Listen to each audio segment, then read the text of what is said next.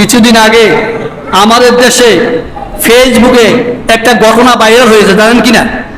একটা ঘটনা ভাইরাল হয়েছে। ঘটনাটা কি? আমাদের দেশের একজন প্রবীণ আলেমে দ্বীন, যিনি শায়েখ আহমদুল্লাহ, যোগশ্রেষ্ঠ আলেম, তিনাকে একজন লোকে প্রশ্ন করেছে, হুজুর, মুহাম্মদ রাসূলুল্লাহ সাল্লাল্লাহু আলাইহি ওয়াসাল্লাম 40 বছর নবুয়ত পেয়েছেন, 40 বছরের নবুয়ত পেয়েছেন ঠিক, তিনি কি নবুয়তের পূর্বে নবী ছিলেন কিনা এবং তিনি কোন ধর্মের অনুসারী ছিলেন, এটা প্রশ্ন করছেন। কি প্রশ্ন?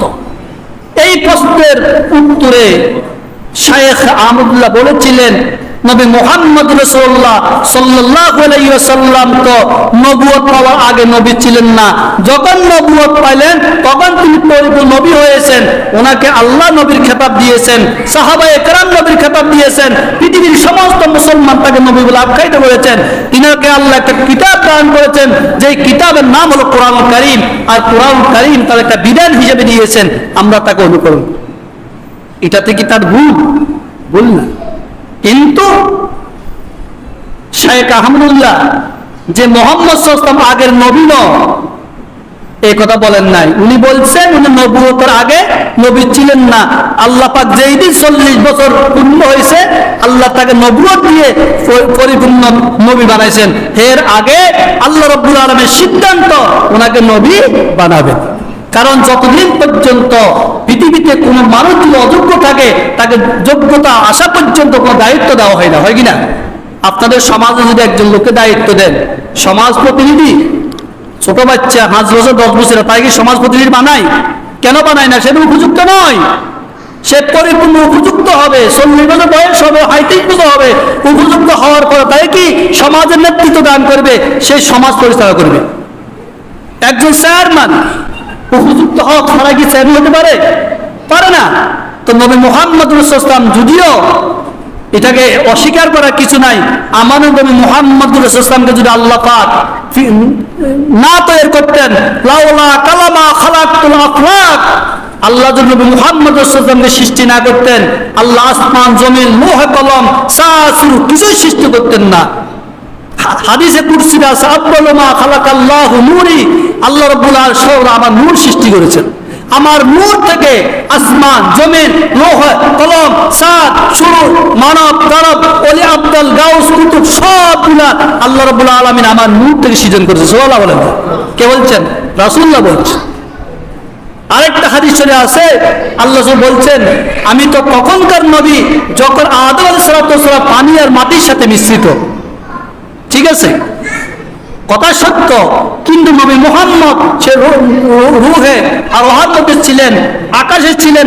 আল্লাহ পাক যখন তোমাকে তৈরি করে রেখেছেন, নবী ফাটাবে পৃথিবীতে তৈরি করে রেখেছেন, আল্লাহ নবীর খেতাব দিয়ে রেখেছেন তাকে, কিন্তু তিনি তো তখনও পৃথিবীতে আসেন কিনা? উনি তো তার মাতা পিতার রেহেমের মাধ্যমে পৃথিবীতে এসেছেন, ঠিক না? আল্লাহকে সরাসরি পাঠাচ্ছেন। তা এখন এক শ্রেণীর লোকে বলে যে আহমদুল্লাহর এই কথা মিথ্যা। কেন বললো? এবং তার বিরুদ্ধে মানে 48 ঘন্টার আলটিমেটাম দেওয়া হয়েছে। 48 ঘন্টার ভিতরে যদি শায়েখ আহমদুল্লাহ তার বক্তব্য পরিহার না করে, তার বিরুদ্ধে মামলা দায়ের করা হবে। কি করা হবে? মামলা দায়ের করা হবে। অথচ ওই ব্যক্তিরা মারাত্মক কথা বলে, সেটা তার দোষ হয় না। তার আল্লাহর সাথে শিরক করে, ওই শিরকের দোষ হয় না, কিন্তু নবী ছিল না এই কথা দোষ হয়ে গেছে। তাহলে তো যদি এই কথা যদি দোষ হয়ে থাকে আহমদুল্লাহ, তাহলে যারা আল্লাহর সাথে শিরক করে তাদের তো বিচার আরো বেশি হওয়া দরকার, ঠিক না? বলেন না? আমাদের দেশে, আমি বিরোধিতা করতেছি না, আমি উদাহরণ দেখাচ্ছি আপনাদেরকে। ওনাকে অপমান করবো না, যে উনি একজন বক্তা, যিনি গিয়াসউদ্দিন তাহিরি আছে না, উনি বলছে না, উনি ওয়াজের মঞ্চে বসে কি বলে?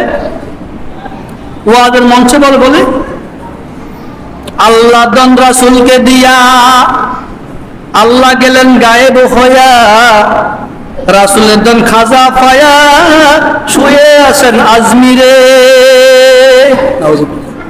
দেশের কিনা আল্লাহ দন নাকি আল্লাহ রাসূলকে দিয়ে দিয়েছেন, আল্লাহ গায়েবে গেছেন।